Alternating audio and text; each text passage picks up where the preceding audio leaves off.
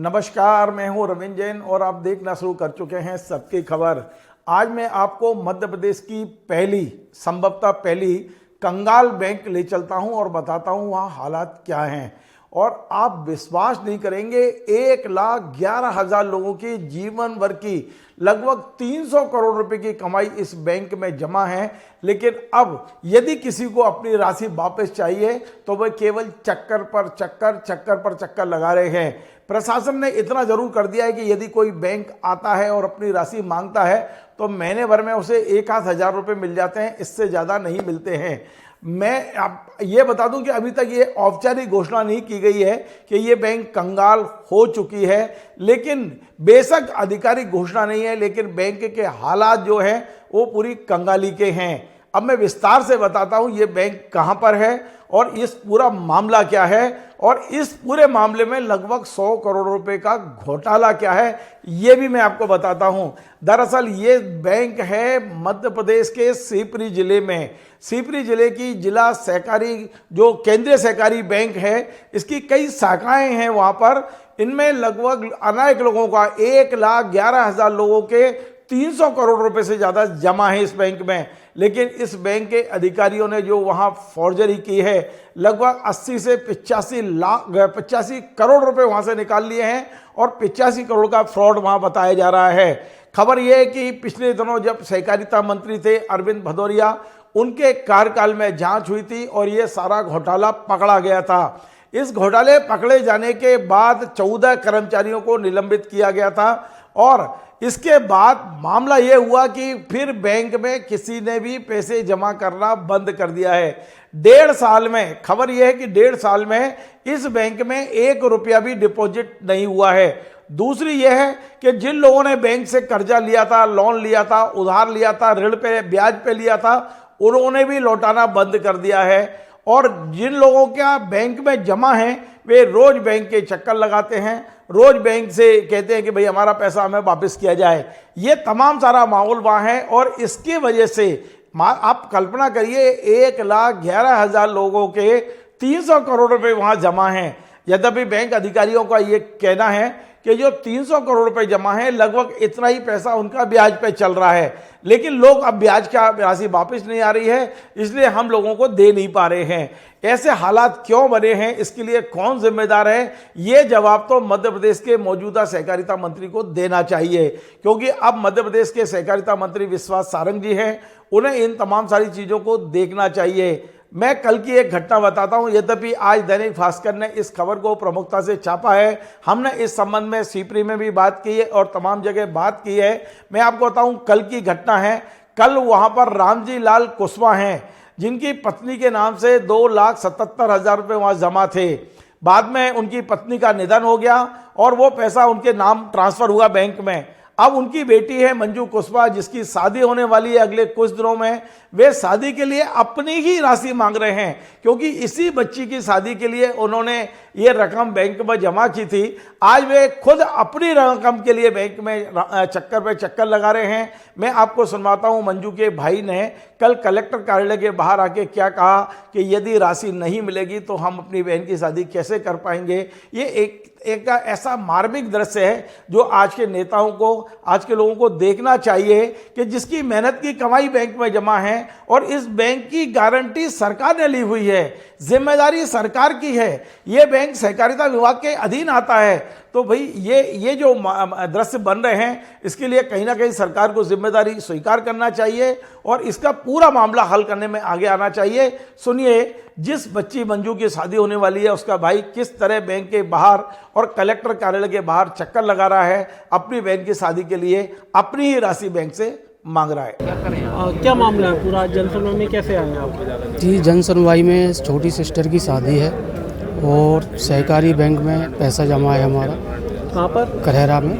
करहरा की कब की आपकी? शादी 22 नवंबर की है और 2-3 महीने से बैंक में हम काफ़ी आवेदन लगाए हैं, मेन ब्रांच में भी, शिवपुरी भी लगाए हैं। उसमें ये पैसा दे नहीं रहे, बोल रहे हैं कि हमारे बैंक में पैसा नहीं है।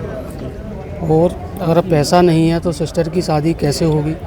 पैसा काफ़ी उससे कमा के मम्मी ने जमा किया उसमें, और पिछले 1 तारीख को मम्मी का एक्सपायर हो गई हैं और पिताजी के नाम पे पैसा आया है, अभी ट्रांसफ़र हुआ है, तो उसमें भी काफ़ी प्रॉब्लम आई है ट्रांसफ़र करवाने के लिए।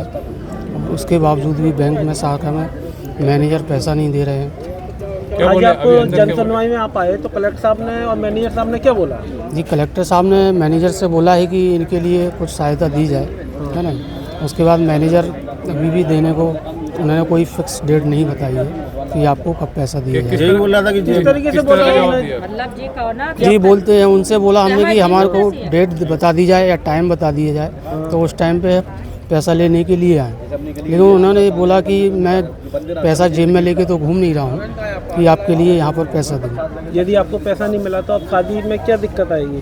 कि अगर उस पैसे की वजह से कोई भी प्रॉब्लम आती है शादी में, तो उसके जवाबदार मैनेजर और कलेक्टर हों। और आप कौन है? इनके भाई हैं। आपका क्या नाम है?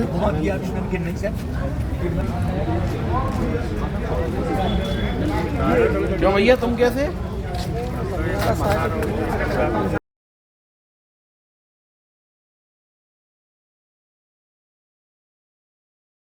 तो आपने सुना। इस संबंध में हमारे जो वहाँ स्थानीय पत्रकार हैं, हमारे मित्र हैं, हमसे जुड़े हुए हैं, परवेज खान साहब, उन्होंने बैंक के जो मैनेजर है RN दुबे, उनसे बात की। दुबे जी का कहना है कि मैं क्या करूं यदि बैंक में पैसे नहीं हैं। उनका ये जरूर कहना है कि जितना पैसा हमारे पास डिपॉजिट है उतना हमारा लोन पे भी है, लेकिन फिलहाल हमारे पास में इतना पैसा नहीं है।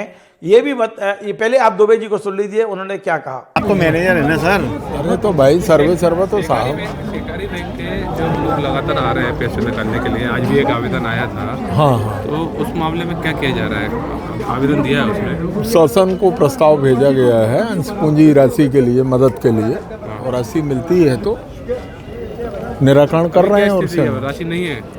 नहीं, राशि है, जितनी तरलता है उतनी राशि का भुगतान किया जाएगा। डिमांड है वो पूरी हो जाएगी शादी से पहले? हाँ, हो जाएगी। तो आपने दुबे जी को सुन लिया है। अब मैं आपको बता दूं कि बैंक प्रतिदिन खुलता है। बैंक में यदि आप पैसे मांगने जाएं तो 1000 रुपये से ज़्यादा आपको नहीं मिलते हैं। अभी औपचारिक रूप से बैंक को कंगाल घोषित नहीं किया है, लेकिन भारत सरकार की जो गाइडलाइन है, RBI की गाइडलाइन है, उसके अनुसार यदि बैंक कंगाल घोषित होती है तो मिनिमम 5 लाख रुपए तक जो डिपॉजिट करता है उन्हें वापस किए जाएंगे।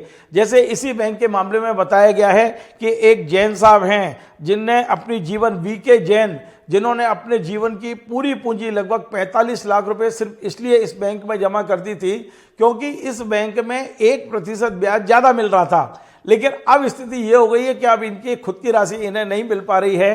तो अब यदि ये बैंक कंगाल घोषित होती है तो VK जैन साहब को सिर्फ 5 लाख रुपए मिलेंगे, 45 लाख रुपए नहीं मिलेंगे। आप सोचिए कि क्या स्थिति हो गई है। आप कैश फ्लो में काम नहीं कर सकते, कैश घर पे रख नहीं सकते हैं। यदि आप बैंक में रखते हैं तो गारंटी नहीं है कि बैंक आपकी आवश्यकता के अनुसार आपको वापस करेगा। तो निश्चित तौर पे सरकारों को सोचना चाहिए उन लोगों के बारे में जो मेहनत, जीवन भर की मेहनत अपने बुढ़ापे के सहारे के लिए बैंक में रखते हैं, और जब उन्हें सहारे की ज़रूरत होती है तो यही बैंकें उन्हें ठेंगा दिखा देती हैं। आज जो स्थिति सीपरी में हो रही है, 1,11,000 लोग, आप अंदाज लगाइए, सीपरी जिले के 1,11,000 लोग अपनी ही राशि के लिए दर दर भटक रहे हैं। 300 करोड़ रुपए की राशि एक जिले के अंदर। कम से कम सरकार इतना तो कर सकती है कि सीपरी को उदाहरण बनाकर मध्य प्रदेश की सभी सहकारी बैंकों का ऑडिट कराया जाए। ऐसी स्थितियां, ऐसा प्रबंध करें कि किसी अन्य बैंक में इस तरह का घोटाला ना हो। और बड़ी बात यह है कि जिन कर्मचारियों ने इस बैंक में घोटाला किया है, 85 करोड़ रुपए निकाल लिए गए हैं, लगभग 100 करोड़ के आसपास का बताया है।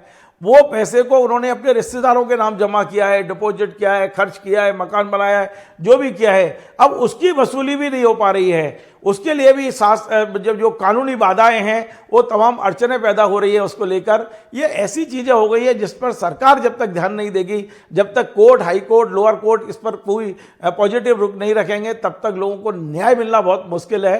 तो मैं इस कार्यक्रम के माध्यम से मध्य प्रदेश के मुख्यमंत्री, मध्य प्रदेश के सहकारिता मंत्री, मध्य प्रदेश के जो न्यायिक अधिकारी हैं उनसे निवेदन करूंगा कि 1,11,000 लोगों का ध्यान रखें और इस संबंध में कोई ऐसी नीति बनाई जाए कि लोगों का सरकारी बैंकों के प्रति विश्वास हो और इस बात की मतलब ऐसा सुनिश्चित हो कि आवश्यकता पड़ने पर उनकी राशि उन्हें मिल सके। आपको हमारा ये कार्यक्रम पसंद आए तो आप इसे शेयर करें, लाइक करें, कमेंट करें और आपसे बार बार निवेदन है हमारे इस चैनल को सब्सक्राइब अवश्य करें। धन्यवाद।